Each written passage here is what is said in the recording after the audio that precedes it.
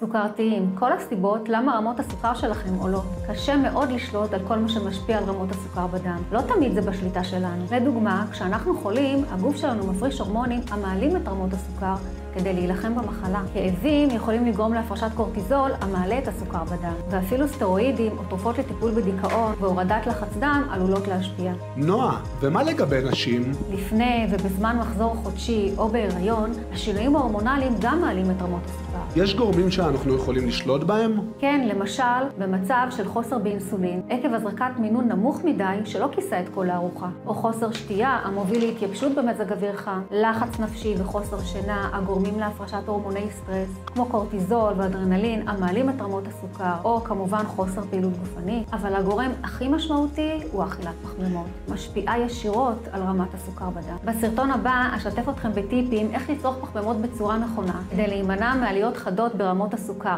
אל תפספסו.